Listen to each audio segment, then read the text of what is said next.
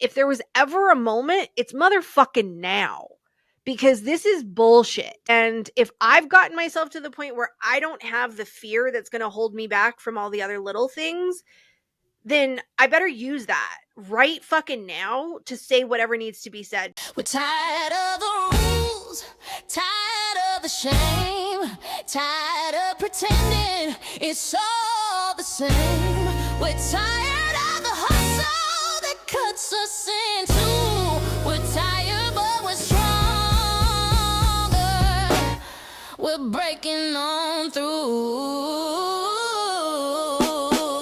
We're tired as fuck, but we won't back down.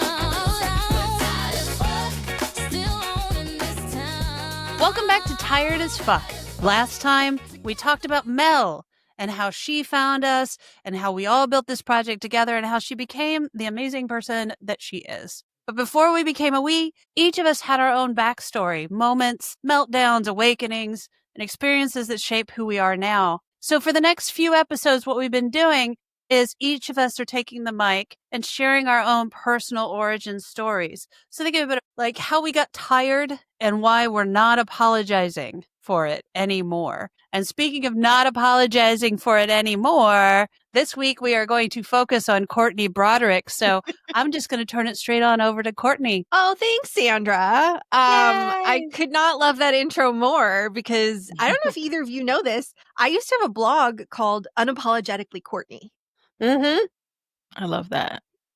Makes sense. And that is my handle, I think, on some of my socials still. So It is. yes, it is very much that is I strive to be unapologetic. So I love it. I'm very excited to be sharing a little bit of my origin story today. Everybody who is going to be joining us on this journey of Tired as Fuck. Yay. And every time I think of the word origin story, I think of a villain origin story. Like I think of Disney and I think of Maleficent and I think of these misunderstood, complex, fabulous fucking women. Yes. So I very much see myself as like a Disney villain, but like not in a bad way. In like they're the most interesting characters in the story and they're usually misunderstood and they have the best fucking fashion and accessories. Always. Always. Yes.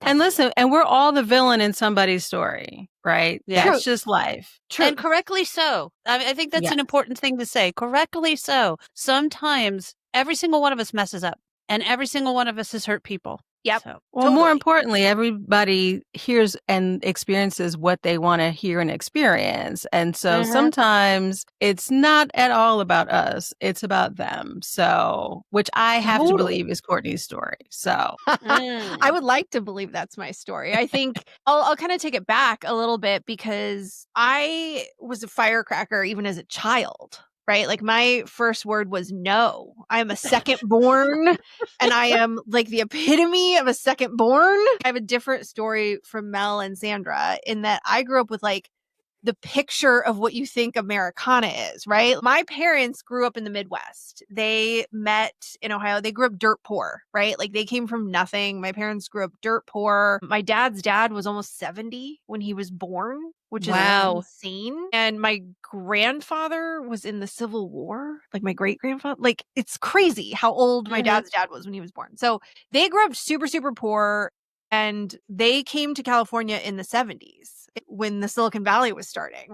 They are the epitome of like the boomer success story of like making something from nothing, coming out to California and like building a life for themselves. And then they had 2 kids. They had a boy and a girl, and then they bought a house, and then they raised their family in the Silicon Valley. And it's like fucking beautiful, perfect cover story of everything the American family wants. And then my brother died when I was 18 and he was 21. And that was horrible because it was like everything fell apart and he had melanoma. He had skin cancer. And so that was an incredible, like formative time for me as like a 17-year-old between junior and senior year of high school. That's when he got sick. And it was over a year period that we thought he was going to get better. And then he ended up dying. And so he died right before I started college, a week before orientation. So I missed orientation to go to his funeral. and then showed up a week late for college and started because I don't know. I was born in the 80s, raised that you just get it done. You just do it. You're fine. You're fine. Yeah. So, walk it off. Yeah, walk it off. Walk it off. Yeah. Right. And I'm an overachiever. I was, one of those where you do it, you get it done. So, Right. I mean, I went back to college and I lasted like a week and then dropped out for a quarter because it was too much. And then proceeded to come back and black out most of college and still graduate with like honors. Nice. Because that's Of what we course. do when we're surviving.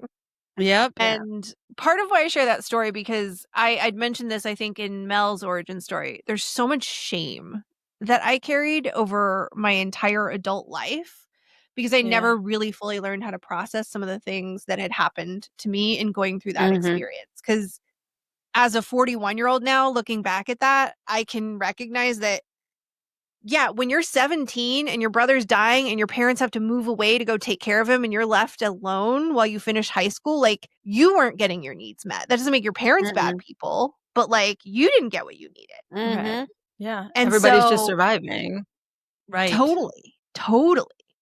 Yeah. And as somebody who also wasn't diagnosed with ADHD and CPTSD until I was 39, right? Like I just did not have the coping skills. So I was just a party girl in my 20s to survive. And that informed so much else around like the shame because I also was working in the Silicon Valley at that point. Like I graduated college and decided now that I've survived all this trauma, the best thing I can do is get into sales in the Silicon Valley. I really want to know how that became what you chose. Right. It's a really good question. So I will say that it didn't start with the Silicon Valley. I was living in LA and I had graduated college in 2006, like right as the Great Recession was starting. Oof. And so it was just like, I just need a job. Like, I just need to figure out, like, I graduated with a business degree, but almost dropped out because I was fucked up from everything with my family. Right. And I just needed a job. So I just happened to find a job in LA for a company that sold like mugs and teapots and accessories and shit. Yeah. And it was just kind of like I fell into a sales role there, right? Because I could do everything and I was just very adaptable. And so that's kind of how I fell into sales. And then I realized I wanted to come back to the Bay Area. My parents are in the Bay Area and I wanted to be closer to my parents at that point. Yeah. Yeah. So I was in my 20s and I decided I was done. I was living in LA, but I was done with LA. And I was ready to come back and be around family again, be around friends in the Bay Area. Mm-hmm. And I realized that the best way for me to be able to be in the Bay Area was to get a job at one of the tech companies. Just because they were the ones that were hiring, they were paying the most. And I was like, well, if I'm going to go back to the Bay Area, I need a good salary so that I can afford an apartment or to save money to buy a house or something. So I just decided, well, listen, I figured out sales. So like just find a tech company and go sell yourself. It can't be that hard.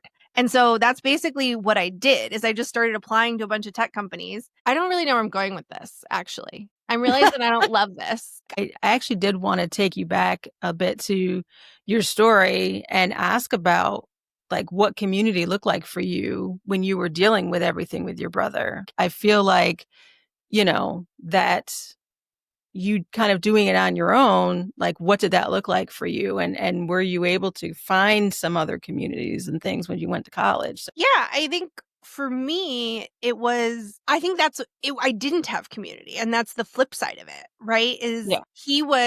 When I ended up taking time off, right? Because I went to school right after he died. I like missed orientation and then ended up taking a quarter off because it was just too much. And so my friends had all left for college though. I was a freshman. And so like I started later than all of my other friends. So all of my friends had already left for college when he died. So I went to his funeral alone. Like I had no support. None of my friends were really there because like they were starting college. They were finishing high school and starting college. And so like they didn't have the capacity as 18-year-olds to like think about that or be able to support me. And my parents had to go back to work and they were dealing with their own grief. So I was just very alone. Like that I didn't have community. I had to figure it out myself. Like I tried with therapy and with groups and it was just like nothing was the right fit. I never felt like people understood me. And so a lot of it was just like spending time with myself to figure out like what I thought I needed. And a lot of that for a lot of years was really destructive Yeah. because it was just Yeah.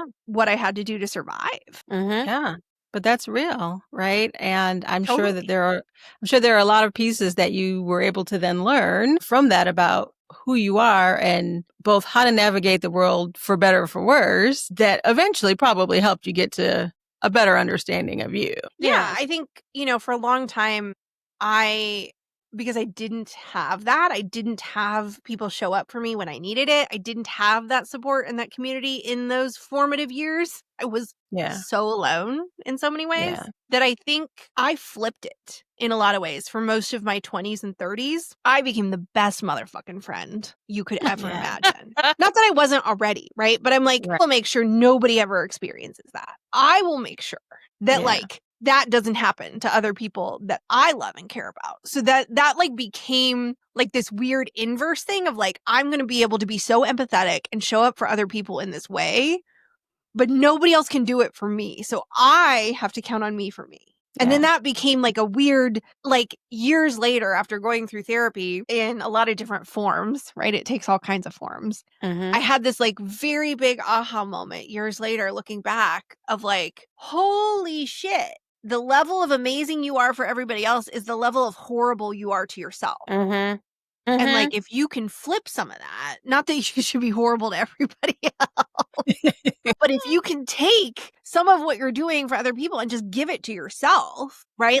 That's so fucking powerful, right? So Mel, when you were talking about that you'll give yourself unconditionally to people until they prove you otherwise, I'm like, ooh, that's what I did for years. I had to unlearn that because it was unhealthy for me. I would give so much of myself because I had seen the other side of it, right? Where I was like, I'm going to give you all of me. And I'm also ADHD and I can read the room and I know when somebody's, I can read the mood when something shifts. And I'm like, well, I can fix it. I can make it okay for you so that it feels okay for me, but that's super codependent. And that is not helpful. And so it took so long for me to realize that the best way I can show up for other people is not to give all of myself right away. Yeah.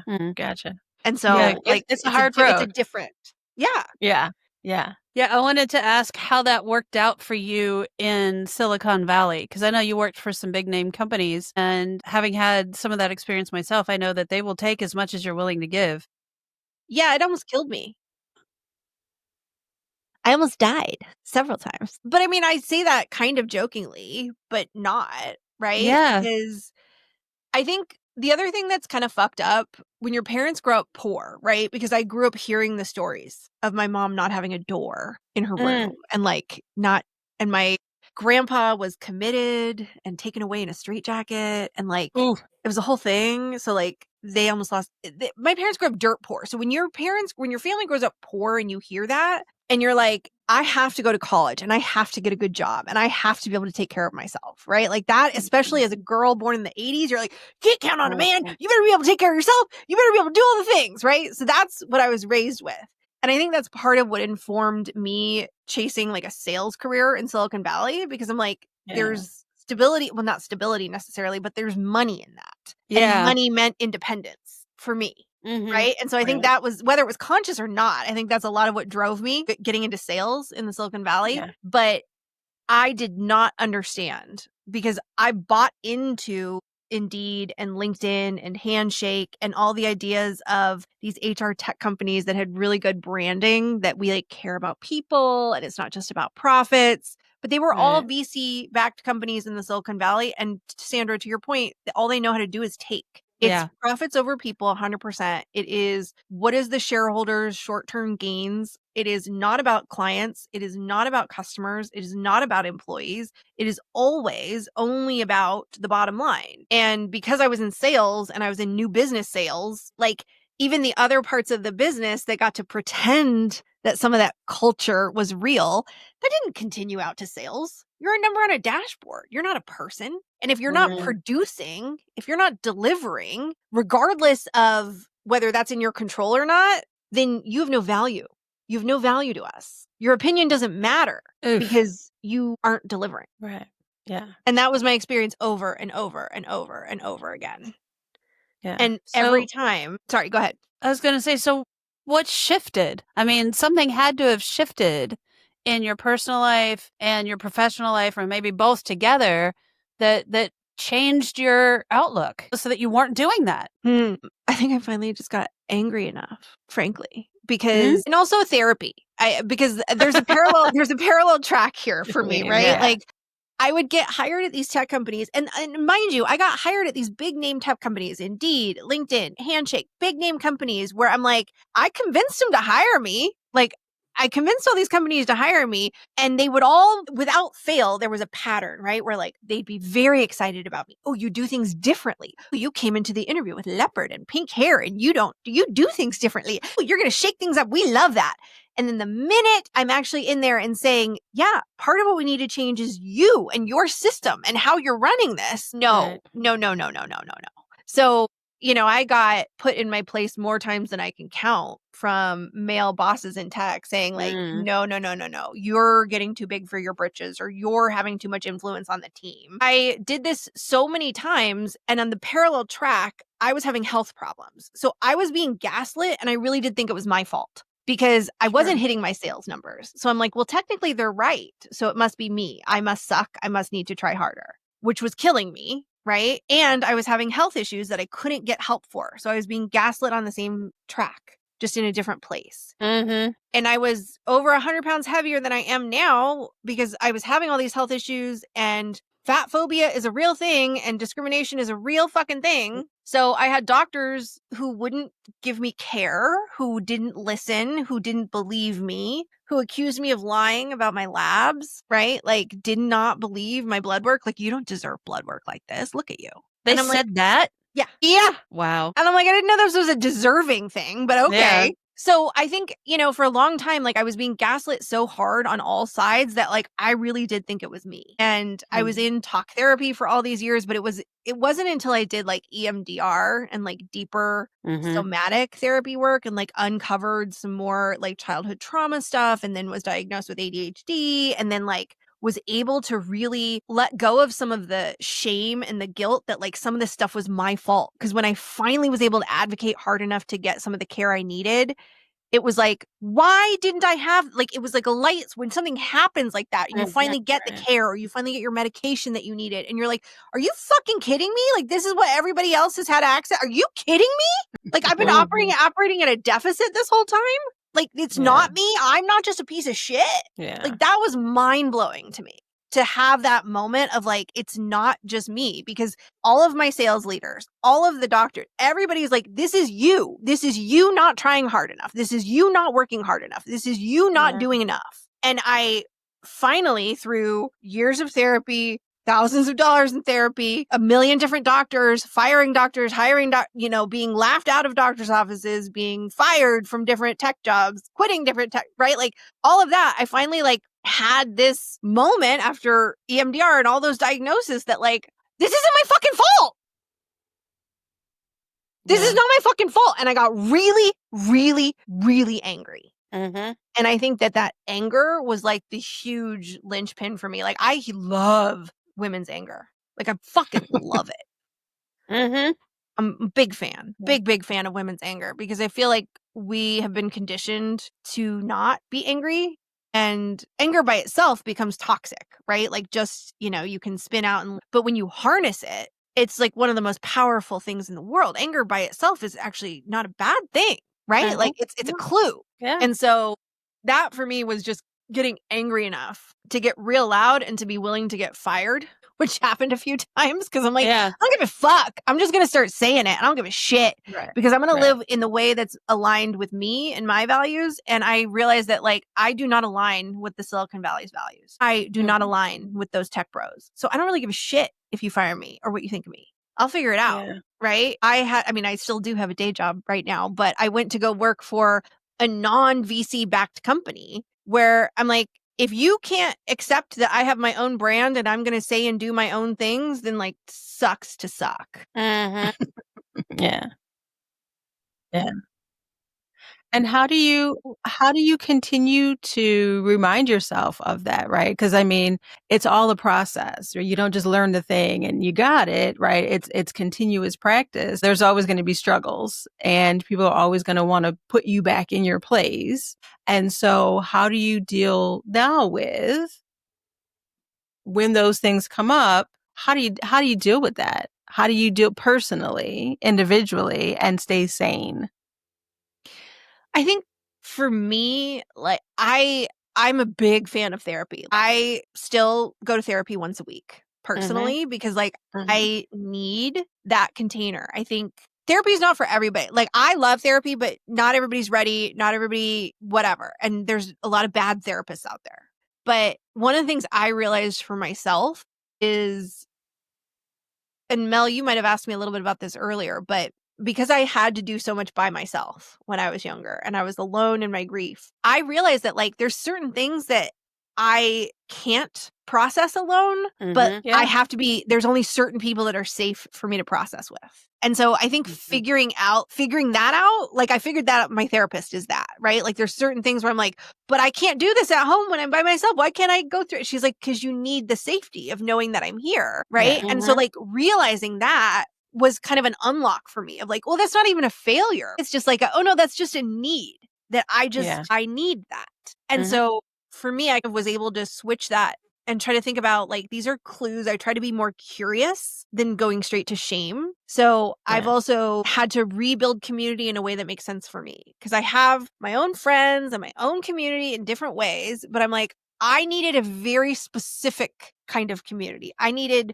female entrepreneurs who were neurodivergent, who'd lived in the corporate, right? Like not all my friends have that experience.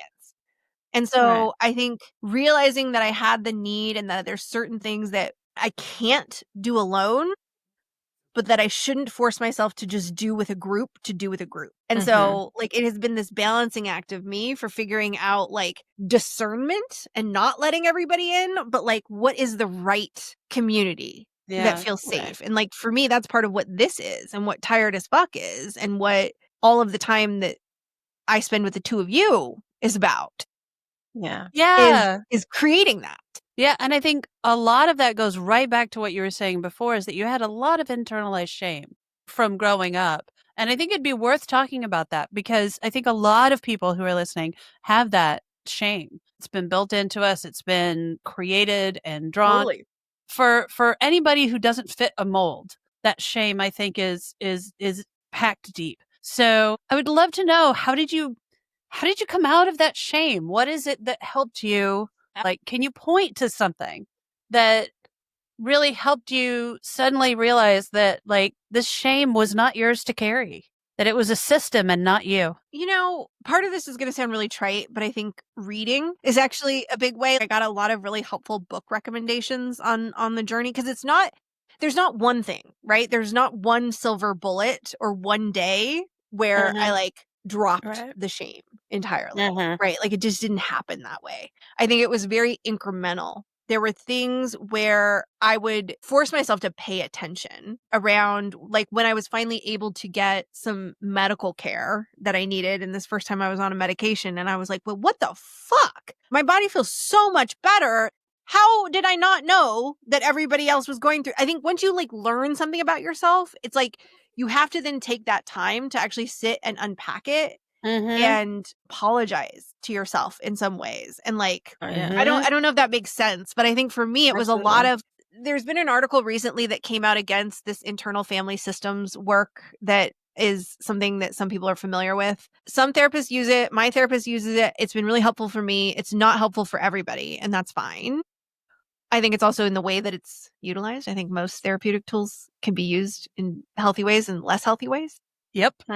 But the idea of internal family systems is that there's all these kind of different parts of me. There's like the inner child part, and then there's like firefighters that were, you know, my like binge drinkers and sluts in college, just trying to put out the fire and keep me safe and whatever needs to happen. And then I have like my managers that are trying to be perfectionists. And if we just do it all right, it'll all be okay. And I had to like get to know all my parts. And so for me, like that was a really helpful framework of like, these aren't shame. I don't need to be ashamed. I'm actually really proud of these parts. I'm not dead. You did great, babe. I'm not dead. Right. Yeah. Yeah. Like you had to go through all of those things to get to the magic of who you are. Yeah. Yeah. So it was like it was a turning point for me, and it was really forcing myself to change how I think about it and to write about it more. I was reading more and I was writing more. I was putting more out on LinkedIn and in other public forums just for myself, but it was also part of what got you two to reach out to me, right? It's because I was putting so much of that out into the world. Yeah. Right? Yeah. And trying to just not force myself, but to like allow myself to not question it and to not feel shame and to just put it out there because it felt good to me, and not the people that didn't understand it or that were going to come at me. Like, fine, that's about you. That's not about me. That's awesome. Yeah. That's awesome. And that leads to the thing that I was going to ask you about, which is why tired as fuck? Why did you, because you are the linchpin between us all, what made you decide that this was what you wanted to do and this is something that you wanted to pursue and create? I think a lot of it has to do with, it's almost like a coming to the end of your rope that I think a lot of women are coming to right now. Because for me, once I had done a lot of that healing and once I had kind of realized that the systems were a lot of what was broken and that it wasn't me, it wasn't a personal moral failing. It's a failing of our systems, and it's a failing of kind of where we are today as a society, right? And I'm realizing those things. Oh, yeah. And I don't see it getting better. I see it getting worse. And when I look at the people that are in power right now, I think there's so much healing and there's so much work that I've done in the last few years. And I'm in a place of privilege enough, and I'm stable enough in my own work that I'm like, this is the moment. If there was ever a moment, it's motherfucking now. Because this is bullshit. And if I've gotten myself to the point where I don't have the fear that's going to hold me back from all the other little things, then I better use that right fucking now to say whatever needs to be said, because our business leaders are failing us. Our political leaders are failing us. All of our fucking leaders in America right now are failing us because they're refusing to stand up and say what needs to be said. And we're just like walking around like zombies pretending like this is okay. And I'm tired of these motherfuckers just not doing what needs to get done. And I'm tired of us living in ways that we don't need to live because there's a better way. And that's what we're here to help people figure out, I think. Yeah. Yeah. But why us? So. Why us? Why join us? These two amazing women, besides the fact that we're amazing. Why you fabulous creatures? I think there's actually a couple of reasons, right? One is, if you're going to do anything in a group project, you better fucking really like hanging out with those people. You better know that like you're in it and you don't mind spending a lot of fucking time with them. So like, first of all, we are just a vibe. And so like, I need more vibe in my life. I need more dopamine. I need more vibe. So like, that's part of why. But I think the other reason is you both, I've said this before, but to me, you're both kind of my like magical bigger sisters. And you have more lived experience than I do, but we've all had such different life experiences that I feel like we teach each other really interesting and unique things. And I also think that one of the things that makes the three of us uniquely powerful is that we've shed a lot of stuff, right? Like, you two have shed your corporate careers. I am in transition. I have shed a lot of shame. We've all shed a lot of shit that we were carrying for years. We've done our own work internally in a lot of different ways. And I know all three of us were diagnosed late in life with different neurodiverse diagnoses. Yeah. And I think because we've all done that work and because we've all gotten ourselves to the point that we're at now, I feel like we're uniquely powerful and uniquely aligned to do this work in a way where we won't be knocked off course. This is something that really blows up for us. Like, it's not like all of a sudden this is going to be how do we then sell this or get no, that's not the point. The point is to have a community, right? The point is to do it differently, to do it our way, and not to follow whatever same bullshit blueprint is out there. Because I got news for you. It's not fucking working. Look around. Right. Yeah, it's making people some money. And some people, it's making a whole hell of a lot of money. But in doing so, it's simply gaming a system. It's not actually improving anything in the world in the process. You know, we live in the era of dragons and they are hoarding. And, you know, we're here, I guess, being the knights that are going to go fight the dragons. I mean, I loved the paper bag princess, right? Like the chick with the sword and the little girl knight. I'm here for it. Yeah. Well, I have to say, Courtney, I love the question that you ended me off with as far as us and this work and tired as fuck. And ideally, at the end of the day, what would you like your legacy with tired as fuck to be? No pressure. No pressure. Do you know okay, I'm going to tell you the visual. What I see my legacy as is like, I want to be like the queen of un-gaslighting for women. Like, that's what I want my legacy to be. I want to be the un-gaslighter in chief for women. And I like the way that I visually see that is like, but I also want to like, I do kind of want to burn down the patriarchy. I mean, very much so. So in my mind, my un-gaslighting of women actually looks like me striking a pink match and like illuminating all the women and burning away all the bullshit that they've been fed. That's the legacy. That's a beautiful legacy. I like it. Well, along with the burning. I'm down with the patriarchy going down in flames. Absolutely. It's a great way to do this. Yeah. All of the above, please. Yes. Any last things that you'd like to say or share with us, Courtney, before I close this out? I think just a reminder that women are dangerous, women are powerful, and we are more dangerous and more powerful when we're in community with each other. And we need more of that. That's perfect. Absolutely. Oh, gosh. Absolutely. Thank you, Courtney, so much. We're so glad to learn more about you, more about how you came to be tired as fuck and why you're here with us. I feel honored, honestly, to be here with both of you. And I'm excited to hear what comes next for all of us as we build this. So next week, we're going to talk to me and learn a little bit about my origin story. In the meantime, we hope you enjoyed this. If you got something out of it, if you really appreciated it, we'd appreciate it if you'd like this. Give it some stars, share it wherever you listen to your podcast. We'd really appreciate that. And until next time, we don't have a catchphrase. We'll come up with. We don't. No. Okay, Until next time, Courtney's going to say something smart. Until next time, get out there and burn it down. Yes. Thanks. Bye. Bye. We're tired as fuck, but we won't back down. We're tired as fuck, still owning this town. We're tired as fuck, together we ride. We're tired as fuck, fire in our eyes. We're tired but stronger, our voices collide. We're tired as fuck with the fire inside.